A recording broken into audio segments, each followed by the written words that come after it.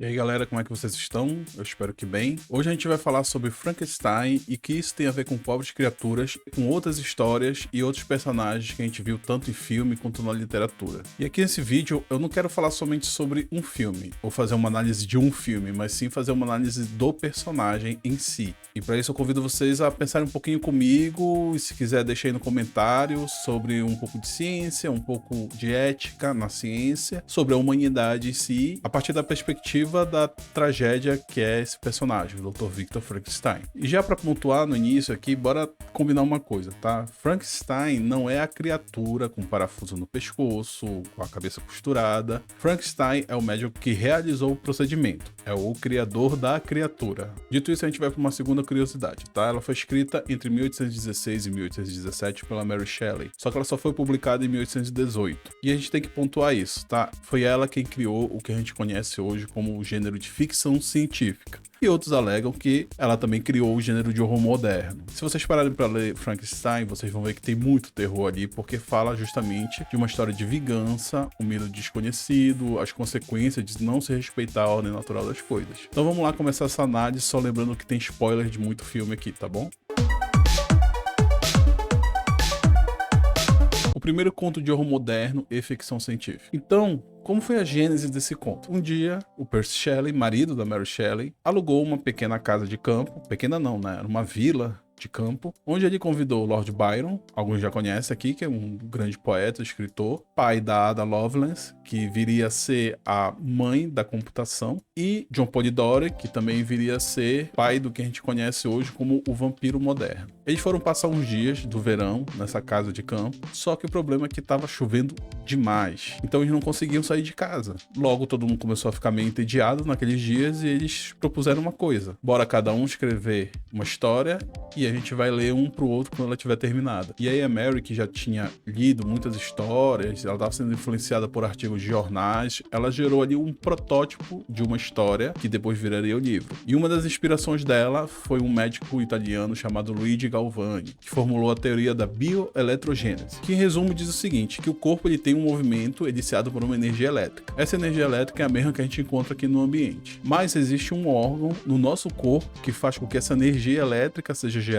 e faça com que os nossos músculos e tecidos se movam, que é o nosso cérebro. Até aí ele tinha acertado em várias coisas, só que ao invés do cara ficar evoluindo na ciência, ele preferiu fazer uns espetáculos meio macabros, onde ele pegava cadáveres e eletrocutava os cadáveres, fazendo com que eles se movessem. E isso causava uma histeria na plateia geral e, enfim, apesar de todo esse espetáculo macabro, acabou que uma área da medicina foi inaugurada ali por conta dos experimentos desse médico, a neurofisiologia. Então a Mary ficou bastante impactada com essas histórias e ela montou essa história que não falava somente sobre recriar vida ou mover um cadáver, falava justamente sobre as consequências de tentar controlar a natureza. E a gente entende aqui que era uma época de descobertas e os europeus, entre aspas, oficialmente estavam lá em buscas exploratórias para conhecer o mundo e não sei o que. Na realidade, eles só queriam expandir o território e arranjar várias e outras rotas comerciais. E aí o livro ele é narrado pelo capitão Robert Walton, que tá ali na história fazendo o quê? Tentando descobrir uma rota pelo Polo Norte. Mas por que é ele quem narra? Porque nessa busca ele acaba encontrando o Dr. Frankenstein, cansado e moribundo, atravessando o gelo, com a criatura dele no encalço. E aqui eu vou misturar um pouco o filme, que foi um pouquinho mais fiel ao livro do que os outros, que é justamente o do Kenneth Branagh, de 1994, em que o Robert De Niro faz o papel da criatura. Daí no filme ele coloca uma motivação muito forte, né, do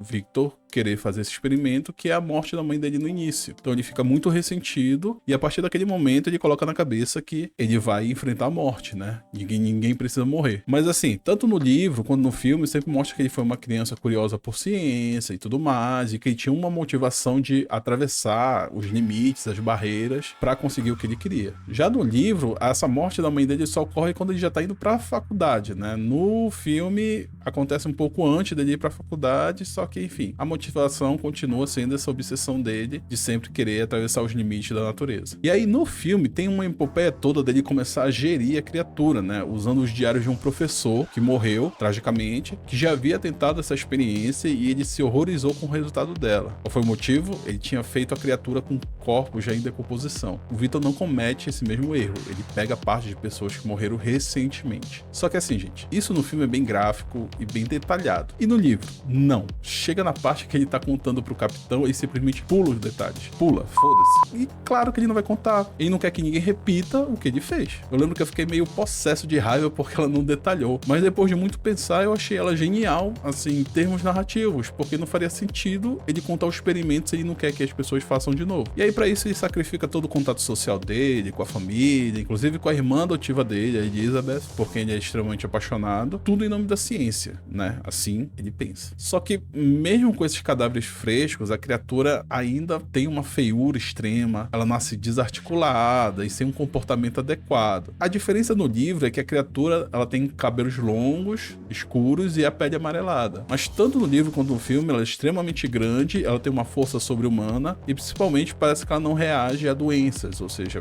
já foram parte de pessoas que morreram talvez por doenças ou outros motivos, já possuíam anticorpos.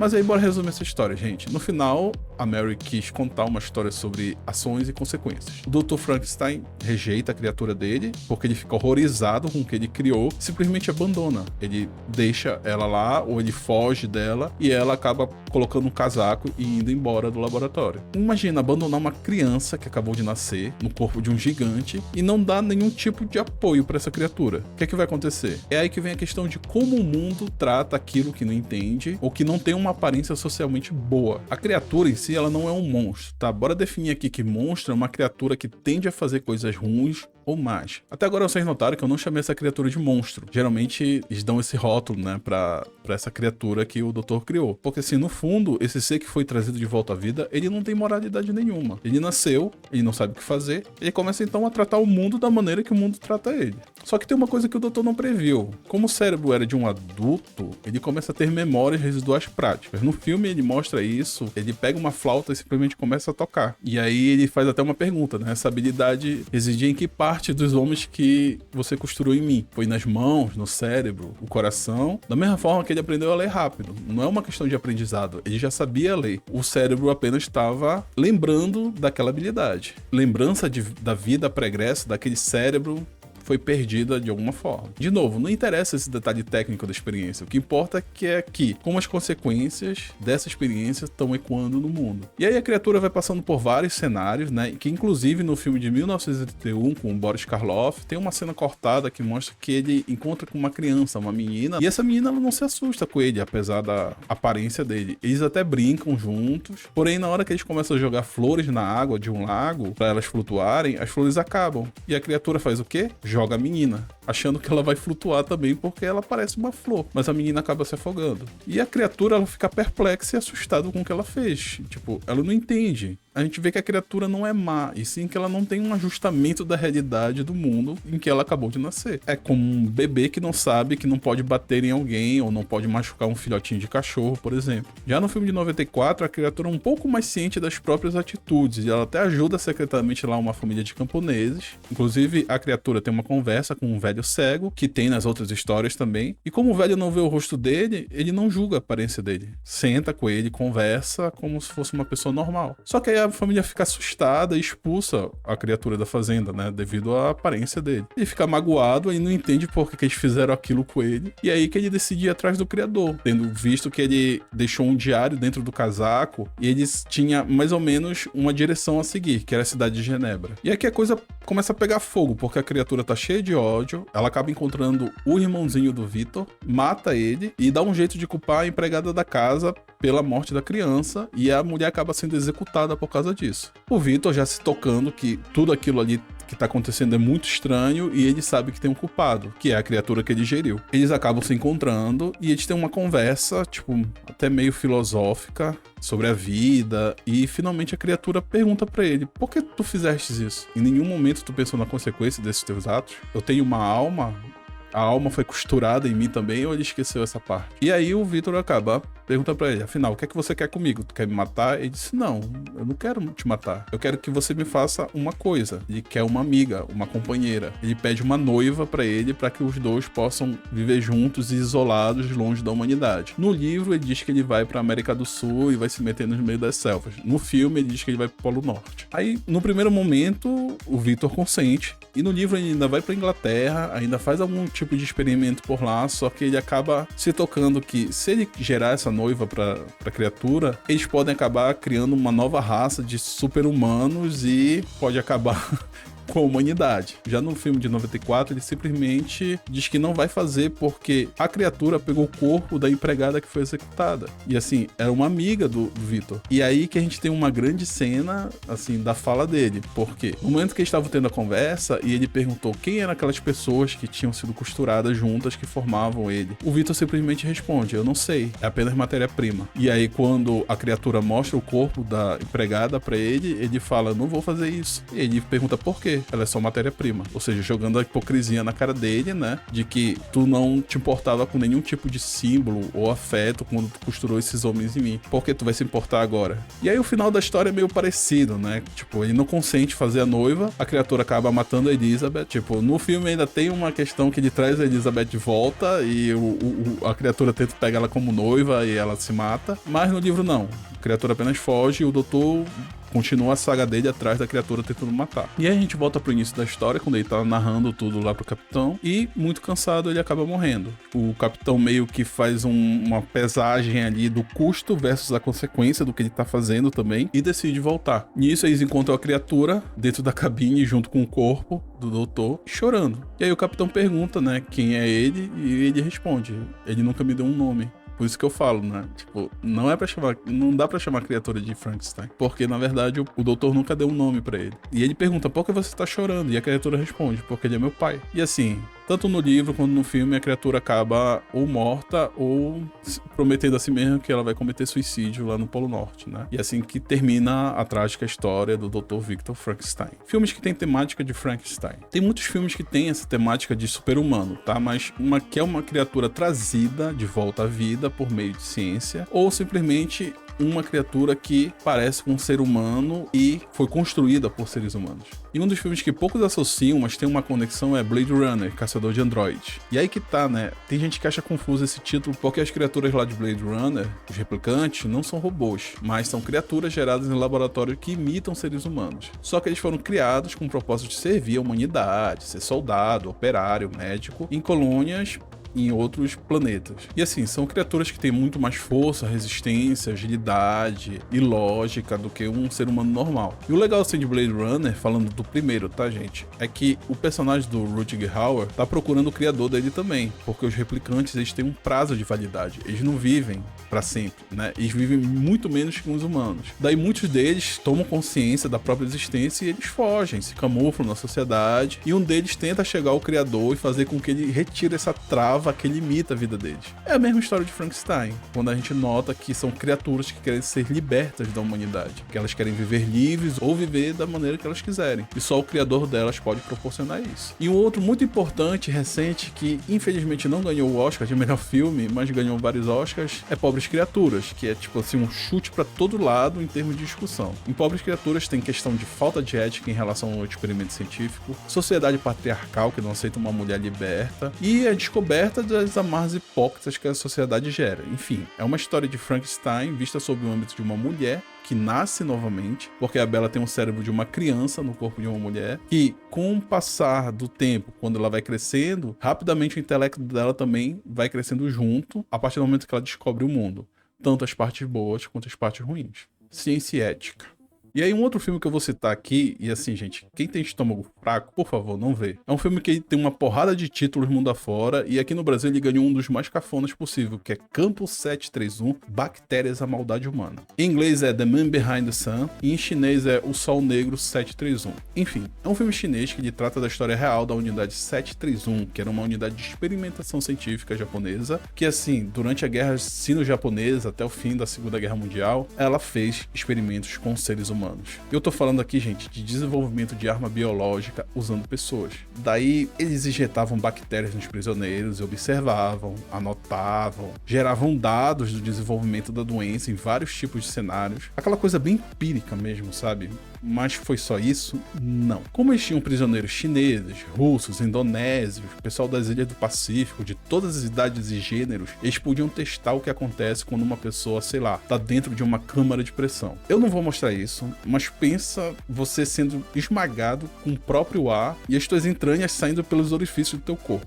Pois é, eles fizeram isso com várias pessoas, com crianças, com mulheres, com homens, assim, com quem eles podiam. E assim, eu vou passar uma lista aqui que dá até dor. O que acontecia lá na unidade? Estupro para fins científicos, exposição a doenças sem vacina, desmembramento, congelamento dos membros para quebrá-los, vivivecção, para quem não lembra, é abrir um animal quando ele ainda está vivo, e no caso às vezes sem anestesia. Teste com granadas em várias distâncias, sim, eles explodiam as pessoas. Eletrochoque, retirar sangue até ver o quanto a pessoa aguenta sem ele. Enfim, cara, eu não vou ficar lembrando disso aqui porque é muito escroto. O que eu quero dizer com esse filme? Esse é um dos maiores exemplos, assim, de como os cientistas, de forma indiscriminada, usaram do aparato científico para fazer uma rodada de testes. Inclusive, nem todos eles tinham uma finalidade de criação de armas. Às vezes era pura curiosidade dos caras, do tipo, se eu jogar uma bigorna na cabeça de uma criança. Para alguns, a gravidade é só uma teoria, né? Mas aqui a gente vê o quanto a gente precisa ser ético e, no fundo, humanos. Eu tô tentando aqui puxar a parte boa da humanidade, tá? Porque no final do dia, todos os dados que foram coletados por esses cientistas, de alguma forma, ajudaram no desenvolvimento de algum outro estudo. Lembra que eu falei que o filme é chinês? Pois é. Sabe o que aconteceu com os cientistas e os oficiais da unidade? Eles foram capturados pelos Estados Unidos e simplesmente não aconteceu nada. Eles foram levados e fizeram uma permuta em troca dos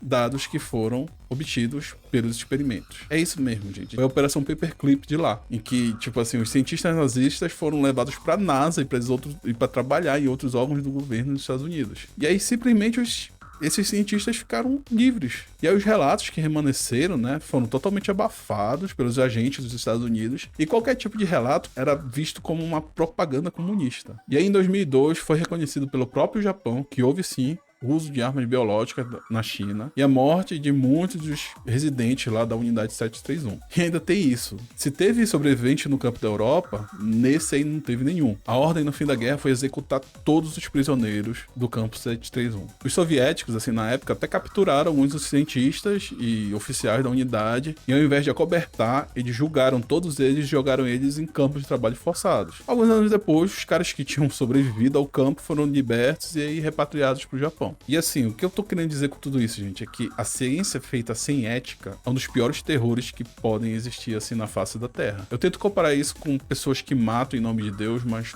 não. Pessoas que matam em nome de Deus estão fazendo algo em torno de uma fantasia de fé que é abominável, mas quando você usa a ciência para justificar a perda da própria humanidade, isso é o verdadeiro terror. E a Mary Shelley já tinha visto isso muitos anos antes. E eu não quero nem mais falar sobre esse filme que já me deixou bem mal aqui. Poder do homem sobre a natureza.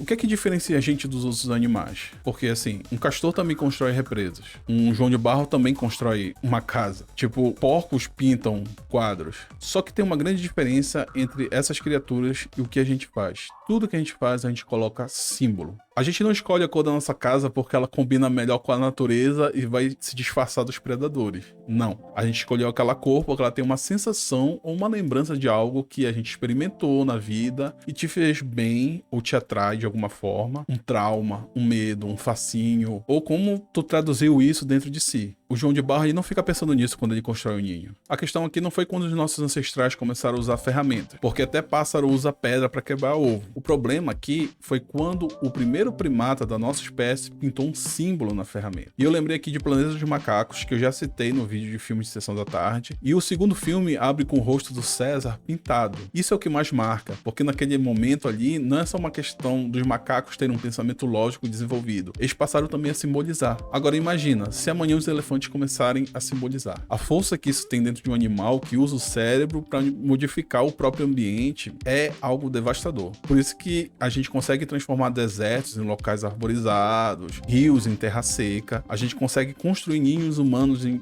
espaços mínimos. Ou seja, o ser humano ele tem essa capacidade de criar uma própria natureza artificial. O metaverso é um exemplo disso, assim, logo crianças vão nascer já tendo uma identidade virtual, os pais já pensaram em fazer conta de e-mail para os filhos quando nascem. E assim, vocês estão entendendo que a natureza por si só não basta para o ser humano. A gente precisa modificar pelos símbolos que a gente cria. Isso é extremamente lindo? Não. Isso é perigoso, porque o planeta e tudo que rodeia a gente não liga se a gente tem uma simbologia X, Y, Z. Seja religião, filosofia, cultura, economia, política. Quando um terremoto acontece, gente, todos os prédios caem. Quando o vulcão ele entra em erupção, qualquer templo pega fogo. Então, assim, Frankenstein fala sobre o poder que o homem quer ter sobre a natureza e usar a ciência para conseguir isso. Seja no livro, pela obsessão científica, seja no filme, pelo poder de controlar a morte. O grande pecado de Frankenstein nas duas histórias é apenas um. Em nenhum momento ele se pergunta para que fazer isso. Uma das coisas que a ética científica nos diz é que nenhum experimento tem que estar descolado da realidade ou ignorar as consequências sociais e humanas. E o Victor nunca pensou nas consequências dos atos dele, ele queria apenas atingir um objetivo. Isso é uma coisa de método de design. Não é apenas pensar no objetivo, e sim nas consequências do que isso vai gerar. Amanhã eu quero inventar um aparelho que cancela a gravidade em uma dada área do planeta, por exemplo. Ótimo, a gente pode usar isso para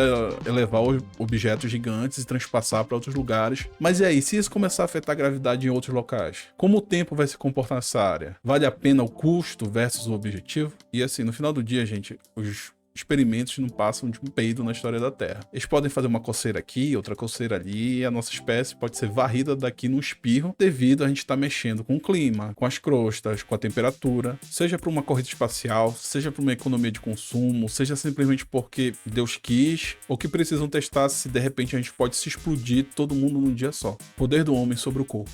Lá em Pobres Criaturas existe uma discussão muito em termos do feminino. Eu não vou entrar nessa discussão porque eu acho que ela tem que ser feita por quem é mulher. Mas o que eu posso dizer pelo âmbito de homem é que os homens dessa história têm todos os defeitos que podem existir no gênero e eles usam isso para justificar as ações deles. O cientista lá, né, o pai da Bella, que foi fruto de experimentos do próprio pai dele, ele tem um certo arco de redenção quando ele deixa que o próprio experimento dele ganhe o mundo, né? O que para alguns parece um ato de caridade, de que ele realmente amava ela, assim, pode até ser, talvez ele amasse, mas ele queria ver naquele momento como é que o experimento dele ia se sair no mundo real, e não no mundo controlado como ele já tinha feito. E assim, ele e o outro médico, né, eles ficaram tão loucos de ter perdido o controle da experiência que eles resolveram fazer outra. E eles acabam ficando decepcionados com a outra criatura que eles fizeram. E esse mesmo médico que se apaixona pela Bella, ele fica entusiasmado com o casamento. E aqui a gente tem um fator sexual muito forte porque ele se sente atraído por ela. Mas ela escolhe não casar naquele momento, e aí ela sai tendo várias experiências sexuais mundo afora, enquanto ele fica lá chupando o dedo. Ele sofre no início, mas é um homem mais sensato no final, porque além de conseguir ficar com ela, ele consegue uma companheira de profissão. É o tipo de homem que ele não fica tentando usar o corpo feminino como posse, e aceita que ela é dona dos desejos e do próprio corpo dela. E aí o amante que ela arruma, logo ele fica louco de paixão, porque ela não se comporta no padrão que ele tá acostumado com outras mulheres. Fugiu do padrão, mexeu com o poder fálico dele, não tá subjugada, pronto, apaixonou. É um tipo de comportamento que, assim, vários homens esperam das mulheres, e quando não corresponde, faz com que os homens muitas vezes fiquem fascinados. Isso não é uma forma de paixão, isso é um tipo desviante de comportamento de fetiche. O homem, ele realmente não tá apaixonado por aquela mulher, ele tá fantasiando uma amazona forte que ele não conseguiu domar e se sente um lixo por isso. Daí não consegue deixar ela em paz, não consegue esquecer aquele trauma. E é nesse momento que ele resume a mulher simplesmente a um trauma. E aí eu não vou dizer que esse é o ciclo de todos, tá? Mas pensa no homem que teve o corpo da mãe negado, que ele começou a crescer e não podia mais ficar conectado à mãe, foi negada a amamentação, depois foi negado o direito de brincar com o que ele quisesse, que a mãe tinha que às vezes tomar rédea de uma situação, mas ele viu que ele podia subjugar a mãe, pois a figura masculina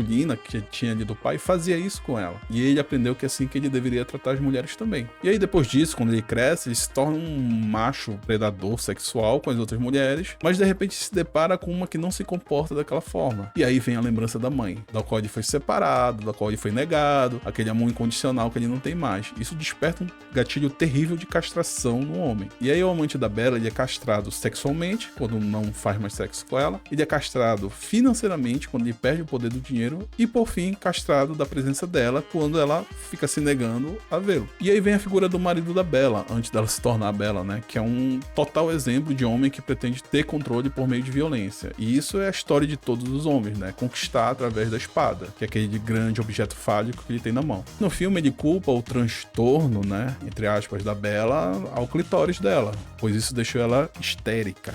Sendo que isso teria um termo totalmente errado, porque ele conectava os transtornos ao aparelho sexual feminino. E aí no filme, o marido dela tem uma maneira de tratar isso. Simplesmente, através de uma cirurgia, extirpar, né, o clitóris dela para ela não ter mais prazer e isso não confundir ela mentalmente mais. Só que aí, pro deleite de todo mundo, a Bella é muito mais esperta e acaba transformando o marido dela numa cabra, num gado, num bicho manso que não vai fazer mais mal a ninguém nunca mais. Então todo esse controle que a gente vê hoje não é à toa, né? Os médicos na antiguidade, eles queriam entender o funcionamento do corpo, né? A igreja queria controlar o corpo, a revolução industrial queria manter o corpo trabalhando, na guerra querem o melhor corpo para o combate e atualmente, assim, na sociedade de consumo, querem modificar o corpo ou simplesmente projetar ele para uma outra realidade. A grande mãe da ficção científica.